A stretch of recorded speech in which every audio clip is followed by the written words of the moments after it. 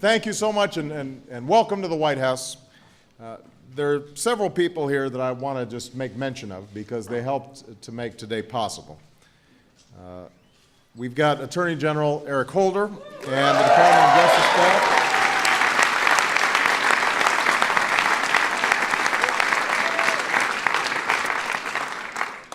A champion of this legislation and a great Speaker of the House, Nancy Pelosi.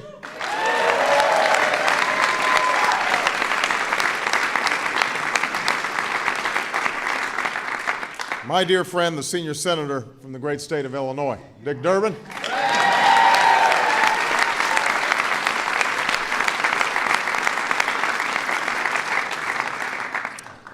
The outstanding chairman of Armed Services, Carl Levin.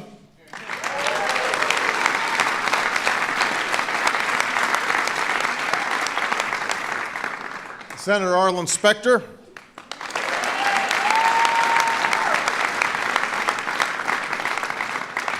Chairman of the Judiciary Committee in the House, Representative John Conyers.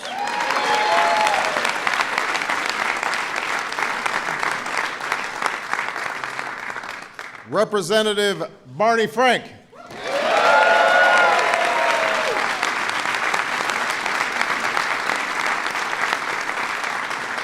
Representative Tammy Baldwin.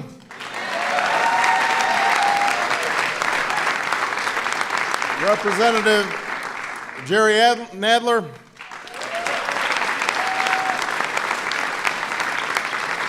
Representative Jared Polis. All the members of Congress who are here today, we thank you. Mr. David Bonet and Mr. Tom Gregory and the David Bonet Foundation. They are partners for this reception. Thank you so much, guys, for helping to host this. And finally, and most importantly, because these were really the spearheads of this effort, Dennis, Judy, and Logan Shepard.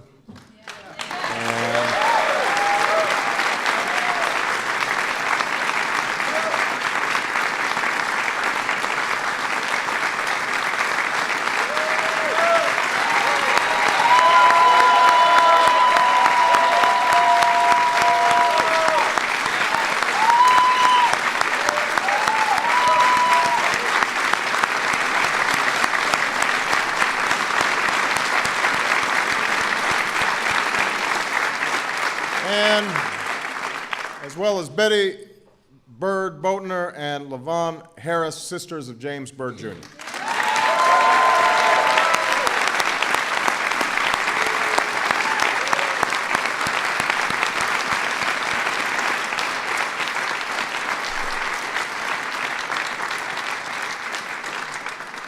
To all the activists, all the organizers, all the people who helped make this day happen, thank you for your years of advocacy and activism, pushing and protesting that made this victory possible.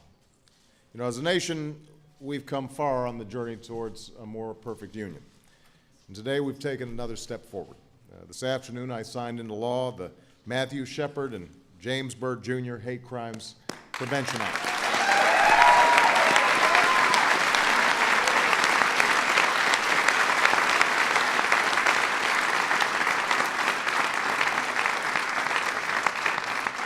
This is the culmination of a struggle that has lasted more than a decade. Time and again, we faced opposition. Time and again, the measure was defeated or delayed.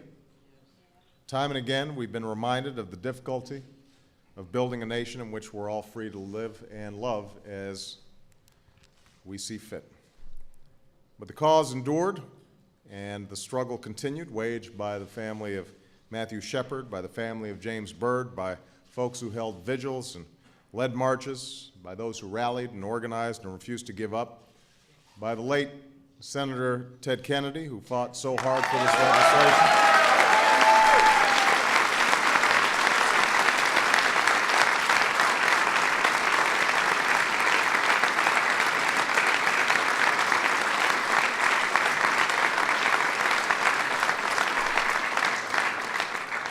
And all who toiled for years to reach this day. You understand that we must stand against crimes that are meant not only to break bones, but to break spirits, not only to inflict harm, but to instill fear. You understand that the rights afforded every citizen under our Constitution mean nothing if we do not protect those rights, both from unjust laws and violent acts. And you understand how necessary this law continues to be. In the most recent year for which we have data, the FBI reported roughly 7,600 hate crimes in this country. Over the past 10 years, there were more than 12,000 reported hate crimes based on sexual orientation alone. And we will never know how many incidents were never reported at all. And that's why, through this law, we will strengthen the protections against crimes based on the color of your skin, the faith in your heart, or the place of your birth. We will finally add federal protections against crimes based on gender, disability, gender identity, or sexual orientation. And prosecutors...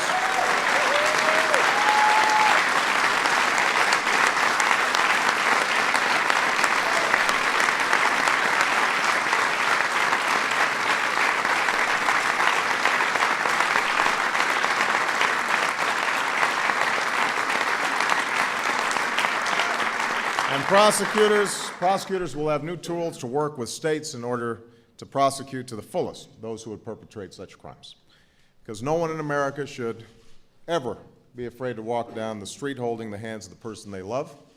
No one in America should be forced to look over their shoulder because of who they are, because they live with a disability. Now, at root, this isn't just about our laws, this is about who we are as a people. This is about whether we value one another, whether we embrace our differences rather than allowing them to become a source of animus. It's hard for any of us to imagine the mindset of someone who would kidnap a young man and beat him to within an inch of his life, tie him to a fence, and leave him for dead. It's hard for any of us to imagine the twisted mentality of those who'd offer a neighbor a ride home, attack him, chain him to the back of a truck, and drag him for miles until he finally died. But we sense where such cruelty begins. The moment we fail to see in another our common humanity. The very moment when we fail to recognize in a person the same fears and hopes, the same passions and imperfections, the same dreams that we all share. We have for centuries strived to live up to our founding ideal of a nation where all are free and equal and able to pursue their own version of happiness. Through conflict and tumult, through the morass of hatred and prejudice, through periods of division and discord, we have endured and grown stronger and fairer and freer. And at every turn, we've made progress not only by changing laws, but by changing hearts, by our willingness to walk in another's shoes, by our capacity to love and accept even in the face of rage and bigotry. In April of 1968, just 1 week after the assassination of Martin Luther King, as our nation mourned in grief and shuddered in anger, President Lyndon Johnson signed landmark civil rights legislation. This is the first time we enshrined into law federal protections against crimes motivated by religious or racial hatred, the law on which we build today. As he signed his name at a difficult moment for our country, President Johnson said that through this law, the bells of freedom ring out a little louder. That is the promise of America. Over the sound of hatred and chaos, over the din of grief and anger, we can still hear those ideals, even when they are faint, even when some would try to drown them out. At our best, we seek to make sure those ideals can be heard and felt by Americans everywhere. And that work did not end in 1968. It certainly does not end today, but because of the efforts of the folks in this room, particularly those family members who are standing behind me. We can be proud that the bell rings even louder now, and each day grows louder still. So thank you very much. God bless you. God bless the United States of America.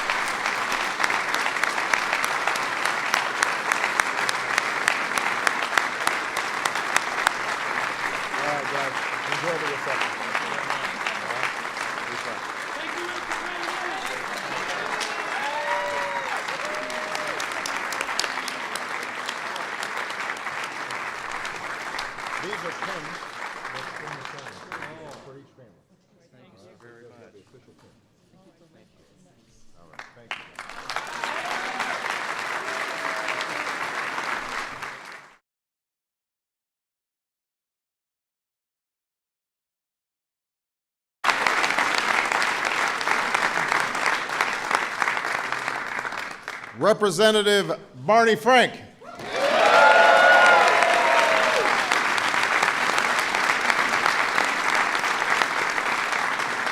Representative Tammy Baldwin.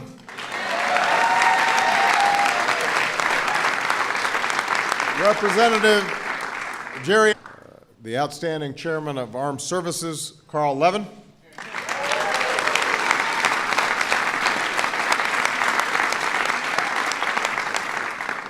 Senator Arlen Specter.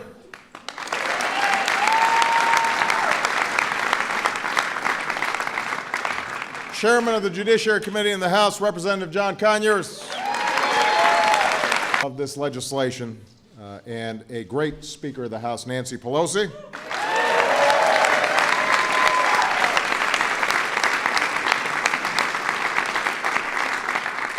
My dear friend, the senior senator from the great state of Illinois, Dick Durbin.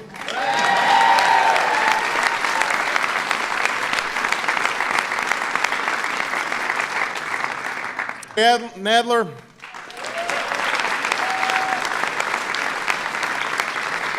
Representative Jared Polis. All the members of Congress who are here today, we thank you. Mr. David Bonet and Mr. Tom Gregory and the David Bonet Foundation. Thank you so much and welcome to the White House. There are several people here that I want to just make mention of because they helped to make today possible. We've got Attorney General Eric Holder and the Department of Justice staff.